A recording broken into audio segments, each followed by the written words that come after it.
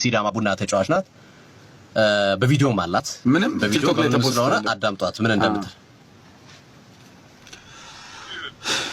እንዴ የኔንም እኮ ወስዶ ሳያስገባኝ ምናምን ስንባባል አረ የኔንም እኮ እንደዚህ አሁን ስልክ ስንደውል ብሎክ አድርጎናል ምናምን የሚሉ ብዙ ልጆች አሉ። ድሬዳዋ ቤት ራሱ ብዙ አመት ላይ 16 ላይ እና እነሱ አሁን እንደኔ ወጥቶ ደፍሮ ቢናገሩ እንደው ከዚህ የበለጠ ነው ዛቻ እነሱ ላይ ደግሞ የሚያደርሰው ሲያወሩ የሰማው ያስፈራራቸው። ብዙዎች እውነትም ከኳስ አገዷቸው ቤት የተቀመጡ ሴት ልጆች አሉ። ያው መንገዶችን እሷ እንደዚህ ናት ምን ያለ የሌለ ስም እየሰጠ ብዙ ሰው ቲማቶ የተቀመጠ አለ። የብዙ ሰው እንባ አለበት ይሄ ዳዊት የሚባለው እና በቃ ደስ ብሎኛል። ግን ይሄ ድምጽ እኮ የሴቷን ራሱ መልቀቅ ትችላለህ።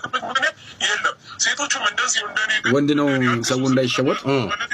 ይሄኛው እኔ መልቀቅ ይችላል። ይሄኛው ድምጽ እሺ ወንድ ነው እንደ ተናገን ያስተካከልናቸው ስለሆነ ሞኒታር ነው። ይሄ ላስደምጣችሁ ትክክለኛውን ድምጽ የአምስት ልጅ በቃ ያዝ አድርገው። ቆይ ይሄ ይኸውልህ አሁን የዚህ ቅድም የሰማችሁት ድምጽ የወንድ ድምጽ ሊመስላችሁ ይችላል። የልጅቷ ድምጽ ነው። የሌሎቹን ደግሞ እነዚህ ግብረ ሰዶም ውስጥ የነበሩ ያሉ ሴቶች ቤተሰብ እየሰማባቸው ድምጻቸውን እያወቀ እዛው ተጫዋቾች ውስጥ ያሉ ሰዎች እየሰሙ የኛም መረጃ እያወጣችሁ ያላችሁት ይሄ ድምጽ የዳኛ ድምጽ ነው።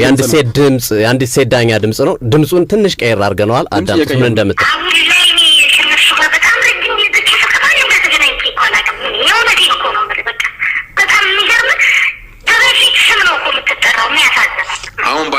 አሁን ባላችሁበት ውድድር ላይ አሁን ባላችሁበት የፕሪሚየር ሊግ ፎርማት ላይ ያሉ ካንቺ ጋር ግንኙነት የነበራቸው እንደዚሁም ደግሞ ተጫዋቾች ሊኖሩ ይችላሉ። አሁን ማጽዳት ከሆነ ካንቺ ብቻ አይደለም እኮ መጀመሪያ ያለበት ያንቺን ነገር ተቀበልን። ምን እስቲ ዝም ብለህ እንትላንም እንደወንድም መክረህ ወደ ሃይማኖቷ ወደ እምነቷ እንድትሄድ ምከራት። እንደወንድ አየሽ እንደወንድም ቀረባት እንድትይ ነው የምፈልገው። ያቺም ልጅ ለምን ፌስቡክ ላይ የዛችስ ቤተሰብ ማሰብ የለብንም? ልክ አይደለም። ስለዚህ እነዚህንም ሰዎች እንደኔ እንዲወጡ ፈልጋለሁ። እኔ እዚህ ነገር ውስጥ በቃ ቆሽሼበታለሁ። አሁን ግን መታጠብ፣ መንጻት፣ በጸበል መንጻት፣ ንጹህ ሰው ሆኜ አንተም በውስጥ መስመር ማገዝ እፈልጋለሁ ብለሽኛል አይደል? በቃ ይሄ ከሆነ አሁን ያሉት ስፖርተኞች እኔን እንደደወልክልኝ ሂድና ደውል፣ ይሄን ስልክ ቴክስት አደርግልሃለሁ። የኔን ስም ሳታር በጣም ያሳዝናል። በነገራችን ላይ በጣም ዲቴል አለው። ለዛ ነው የዘጋሁት ዲቴል ስላለው። በጣም በሚያሳፍር ሁኔታ ጉዳዩን የሚያውቁት ከውስጥ ያሉ ጋዜጠኞች የምናውቃቸው ለምን ይሄን ያህል ፐርሰንት ተጠራ ለምን ይሄን ያህል አለ እያሉ ይላሉ። ጉዳቸውን እናወጣላቸው እንደነሱ ምን እንደሚሰሩ በሴቶች እግር ኳስ ላይ እየሰሩትን አሳፋሪ ስራ እናወጣላቸው። አልታገዱም። በፌዴሬሽኑ የሴቶች እግር ኳስ እንዳይዘግቡ ተብሎ ሴቶችን ሲያማግጡ ተይዞ ሴቶችን ስማቸውን እናውጣው፣ እናዋርዳቸው። እንከባበር። ከነ ድምጹ አለ።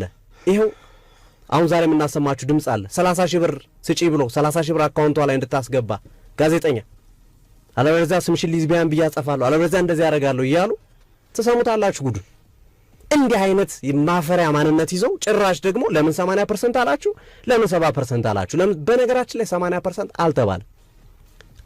አዳምጡ። ግቡና ዝም ብላችሁ እንዳመጣላችሁ አትናገሩ። ገብታችሁ አዳምጡ። ለምን እንደው ሁሌ የምናገረው መጀመሪያ ማድመጥ፣ ሙሉን ፕሮግራም ታደምጣለህ። ከዛ በኋላ የራሱን ሳያደምጡ ነው ብዙዎቹ ወይ በጥላቻ ወይ በምናም የሚያደርጉትና ጥቂቶች ናቸው። እነዚህ ጥቂቶች ናቸው። እንዲህ አይነት ማፈሪያ ማንነት ይዘው ጭራሽ ደግሞ ለምን 80% አላችሁ ለምን 70% አላችሁ? ለምን በነገራችን ላይ 80% አልተባለም። አዳምጡ። ግቡና ዝም ብላችሁ እንዳመጣላችሁ አትናገሩ። ገብታችሁ አዳምጡ። ለምን እንደው ሁሌ የምናገረው መጀመሪያ ማድመጥ፣ ሙሉን ፕሮግራም ታደምጣለህ። ከዛ በኋላ የራሱን ሳያደምጡ ነው ብዙዎቹ ወይ በጥላቻ ወይ በምናም የሚያደርጉትና ጥቂቶች ናቸው። እነዚህ ጥቂቶች ናቸው። ንቀን እንተዋቸዋለን። መላው ኢትዮጵያ ሕዝብን መላው እጅግ ጎበዝ የህግ ባለሙያዎች እዛው መልስ ሰጥተዋታል። ለህግ ባለሙያ ራሱ የራሷ ጓደኞች ደስ የሚሉ ጎበዝ የህግ ባለሙያዎች ራስሽ እንዳትታሰሪ ነው ያሏት። ራስሽ እንዳትገቢበት ያላሉትን አሉ እያልሽ ነው ያሏት። እዛው ይመልሱላችኋል። ህዝብ ይመልስላችኋል። እንደዚህ የሚጽፉት አንዳንድ አሉበልተኛ ጋዜጠኞችም ሲጽፉ ከስር ይመልሱላችኋል የህዝቡን ኮሜንት።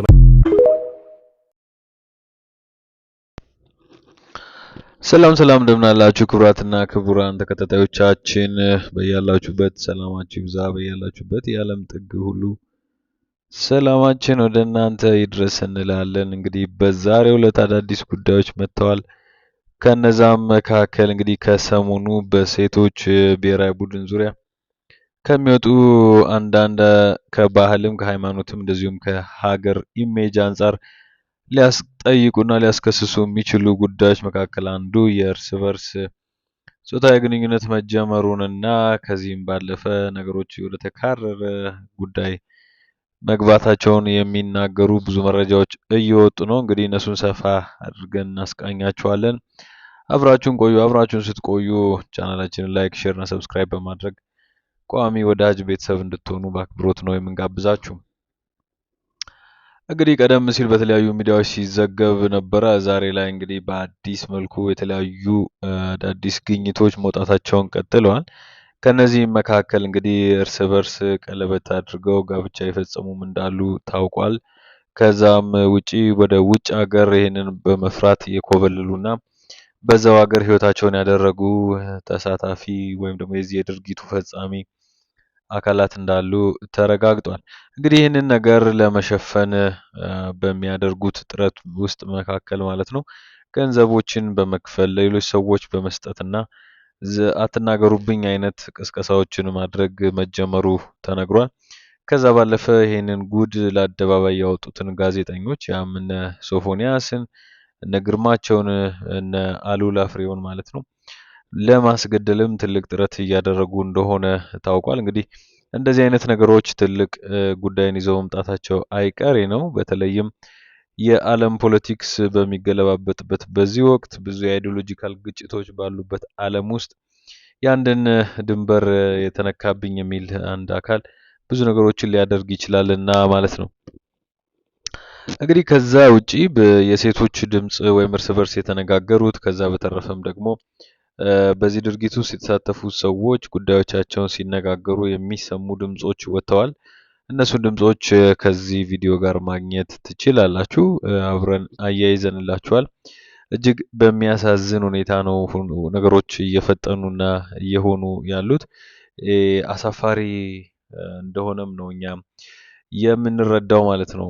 ምክንያቱም አንደኛዋ ልጅ መልስ ሰጥታ ነበረ። ከሰጠችው መልስ ውስጥ እንግዲህ እኔ እዚህ ውስጥ ከገባሁኝ በኋላ መውጣት ሞክሬ ነበር፣ ፍላጎትም አለኝ የመውጣት ነገር ግን እንደ ትልቅ ሱስ ስለሆነብኝ መውጣት አልቻልኩም አይነት መልስ ነው የሰጠችው። ይሄ እጅግ የሚያሳፍር ነው። በእርግጥ በኢትዮጵያውያን ባህል፣ በሕግ በስነ ልቦናም ጭምር ተጠያቂ የሚያደርግ ነው። መጠየቅና መከሰስ አለባቸው። የኢትዮጵያ ሕግ ይህን በፍጹም አይፈቅድም። 2 እና 3 አንቀጾች ስፔሲፊካሊ ለዚህ ጉዳይ የቀረቡ አሉ። ስለዚህ መወገዝና ለሕግ ቀርበው መጠየቅ ነው የሚኖርባቸው። ይሄ ጉዳይ የአንድ ሰው ወይም የአንድ ግሩፕ ጉዳይ ብቻ አይደለም፣ የሀገር ጉዳይ ነው። የተተኪ ትውልድ የማፍራትና የመግደልንም ጉዳይ የሚያካትት ነው። ከዚህ በፊት አብዛኞቻችሁ እንደምታስታውሱት ብዙ ታዳጊ ልጆች ከትናንሽ ክለቦች ወጥተው ወደ ትላልቅ ቡድኖች ሲገቡ እነዚህ በርኩስ መንፈስ የተያዙ ሴቶች ወይም ቀድመው እዚህ ነገር ውስጥ የገቡ ሴቶች ማለት ነው ወደ ሌሎቹ ሴቶች በማስተላለፍ እና ሌሎችን ሴቶችን በዚህ እንዲጠቁ በማድረግ ከፍተኛ ተጽዕኖን ያደርሳሉ። በተለይም ልክ ይሄ ጎረምሳ ወንዶች ሴቶችን ለማማለል የሚሄዱበትን አይነት ርቀት ነው የሚሄዱት። በየትሬኒንጉ በየሚሄዱበት ሀገር ምግብ በሚበሉበት ወቅት፣ ሻወር ቤት በሚገቡበት ሰዓት፣ ጸጉር ቤት ኢቭን በሚሄዱበት ሰዓት የሚያደርጓቸው ድርጊቶች እጅግ አጸያፊና አሸማቃቂ ናቸው። እንግዲህ አንድ ታዳጊ ልጅ ከሌላ የብሔራዊ ሊግ ክለብ ከሆነ አንድ ክለብ ታድግና ትልቅ የብሔራዊ ቡድን ተጫዋቾች ያሉበት አንድ ቲም ውስጥ ትገባለች። ይህም ክለብ በስም ይታወቃል። ከገባች በኋላ የገጠማት ነገር እጅግ አሳዛኝ ነው። ልጅቷ እንግዲህ በፊት ከነበረችበት አሁን ወደ ገባችበት ክለብ ስትገባ ኦልሞስት የ60 ሺህ ብር ዲፍረንስ ያለው ደሞዝ ነበር ያገኘችው እና ለቤተሰቦቿ ለራሷም ጓጉታ ነበር ይሄንን ብር ወደ ራሷ ለማድረግ። ከዛ በኋላ ግን እዚህ ክለብ ውስጥ ያሉ በዚህ ድርጊት ውስጥ የሚሳተፉ ሴቶች በፍጹም ልባቸው እንዲያጠምዷት ነው የሆነው። ከዛ በኋላ እሷን ለማጥመድ ብዙ ርቀቶች ነው የተጓዙት። በምግብ ቤት ይከተሏታል፣ በመልበሻ ክፍል አሉ፣ ትሬኒንግ ሜዳ ያው እንግዲህ አንድ ጎረምሳ አንድ ሴትን አፍቅሮ የሚሆነውን ያህል ነገር ነው ያደረጓት። ከዛ በኋላ እንግዲህ በዚህ በሴቶች ቡድን ውስጥም ራሱን እንደ ጉልበተኛ የሚቆጥሩ ሴቶች አሉ። እንደ ካቦ ወይም ደግሞ ይሄ የሰፈር ዱርዬ አይነት ባህሪ ያላቸው ማለት ነው። እና አንዷ ከዚህ በኋላ እቺ ልጅ ማንም እንዳይናገራት በእኔ ቁጥጥር ስር ናት፣ የኔ ነው የምትሆነው ምናምን ብላ ወሰነች። ከዛ በኋላ ልጅቷ በሷ ቁጥጥር ስር ገባች ማለት ነው። እንግዲህ በጉልበትም በውድም ሊሆን ይችላል እና የዚህ ድርጊት ተሳታፊ እንድትሆን አድርገዋታል። እና ይህን ያህል ድርጊት ነው እየተፈጸመ ያለው። እጅግ እጅግ በተለይ ለኢትዮጵያውያን ስነ ልቦና በፍጹም የማይመጥን ፍጹም አሸማቃቂና ለወሬ እንኳን በሚከብድ መልኩ ነው ይሄ ነገር እየተከናወነ ያለው ማለት ነው። እና በፍጹም ሊታሰብበት መንግስት እርምጃ ሊወስድበት ይገባል። ከማህበረሰባዊ ስነ ልቦና ከህግም አንጻር ኢቭን ከተለያዩ ጉዳዮች ኢትዮጵያ ውስጥ ካሉ ጉዳዮች አንጻር እንኳን ብታዩት አሸማቃቂና አጸያፊ ነገር ስለሆነ ማለት ነው። ሌላው አሰልጣኟ የሴቶች ብሔራዊ ቡድን አሰልጣኝ ለኢንተርቪው ተጠርታ ነበረ በዛሬው ዕለት ማለት ነው። እንግዲህ በዚህ ጉዳይ ምን የምትይው ነገር አለ? ነገሮች ከእለት ወደ እለት እየከፉ እየሄዱ ነው። የሚያስጠሉና ደስ የማይሉ ነገሮች ነው እየተሰሙ ያሉት። ስለዚህ ምንድን ነው የምትይው አይነት ጥያቄ ቀርቦላት ነበር። በእርግጥ እቺ አሰልጣኝ ከዚህ በፊትም ተጫዋች ነበረች። የተጫዋቾችን ህይወት በደንብ የምታይ ሴት ነው የነበረችው። ስለዚህ እሷ ምንድን ነው የምትለው በፍጹም ልቧ እንዴት በዚህ ሰዓት ይሄ አጀንዳ ሊሆን ቻለ? ቲሜን እየጎዳ ነው ብላ ብላ ብላ ብላ ብላ ብላ ነው የምትለው። እና መረጃ ያስፈልገናል የሆነ ነገር ለማድረግ እርምጃ ለመውሰድ ለማደባበስ የሄደችበት ርቀት በራሱ የሚያሸማቅቅ ነው።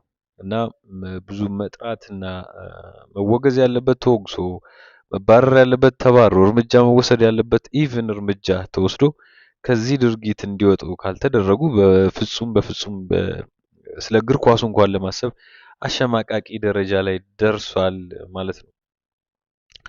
ከዛ ባለፈ የኢትዮጵያ እግር ኳስ ፌዴሬሽን የሰጠው ሀሳብ ነበረ። ለዚህ ይህን ጉዳይ ለማስቆም የሚደረጉ ጥረቶችን በፍጹም ልባቸው እንደሚደግፉ ከዚህ በኋላ እርምጃም ለመውሰድ ሬዲ እንደሆኑ ማጣራቶችን እያከናወኑ እንደሆኑ ተናግረዋል።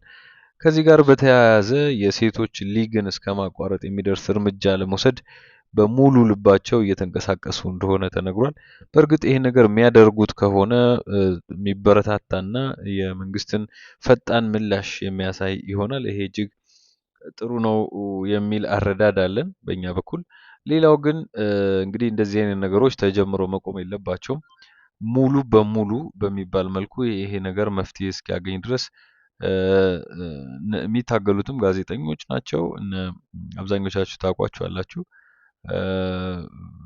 እነ ሶፎንያስ እነ ግርማቸው እና አሉቲ አብዛኞቻችሁ ታውቋቸዋላችሁ። እና እነሱም ቢሆን ይህንን ነገር ዳር ማድረስ አለባቸው። በድፍረት አውጥተውታል። በእርግጥ ይሄ ነገር መውራት ከተጀመረ ወደ 27 ዓመትን አስቆጥረዋል ነው የሚሉት።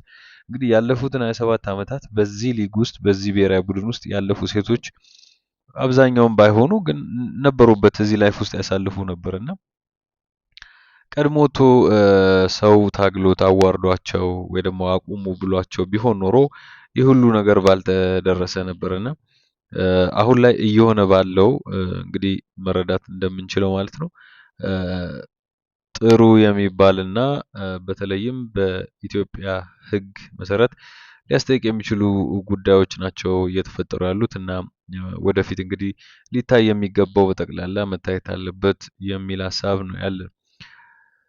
በሌላ መልኩ እንግዲህ በዚህ በጋዜጠኞችና በእግር ኳስ ፌዴሬሽኑ መካከል ያለው ጉዳይ ነው። በተለይም እንደዚህ አይነት አዳዲስ ነገሮች በሚወጡበት ጊዜ ብዙ ጋዜጠኞች እንደዚህ አይነት ነገሮች እንዲዘግቡ አይፈቀድላቸውም። አሁንም እየሆነ ያለው እሱ ነው። በእርግጥ በእንደዚህ አይነት ነገሮች የሚጠረጠሩ ሰዎች አሁንም ድረስ አሉ፣ ወደ ውጭ ሀገር የሚሄዱ አሉ። ሴቶችንም በተለያየ መንገድ አቢዩዝ የሚያደርጉ ብዙ ሰዎች እዛ ውስጥ እንዳሉ ተረጋግጧል። እንግዲህ ይህን ጉድሽን እንዳላወጣ ገንዘብ ስጭኝ እያሉ የሚቀበሉ ጋዜጠኞች እንዳሉ ራሱ በስፋት እየተነገረ ነው። ይሄ በጣም የሚያሳዝንና የሚያሳፍር ነው። እንደ ሀገር ከመታገል ነገሩን ከሌሎች ጋር ሆኖ እንደመፍታት ጋዜጠኛ ሆነው የገቡ ራሱ እዛ ውስጥ ቁጭ ብለው የድለላ ስራ እየሰሩ እንደሆነ ነው የታወቀው።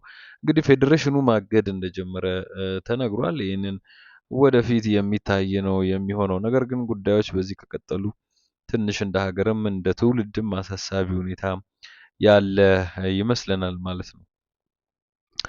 እንግዲህ እዚህ ላይ አንዳንድ ጣል ያደረግናቸው ቪዲዮዎች አሉ። ሁላችሁም በደንብ ታያቸው ዘንድ በአክብሮት ነው የምንጋብዛችሁ። አብራችሁን ስለነበራችሁ እያመሰገንን ሰናይ ጊዜ እንዲሆንላችሁ እንመኛለን። በያላችሁበት ሰላም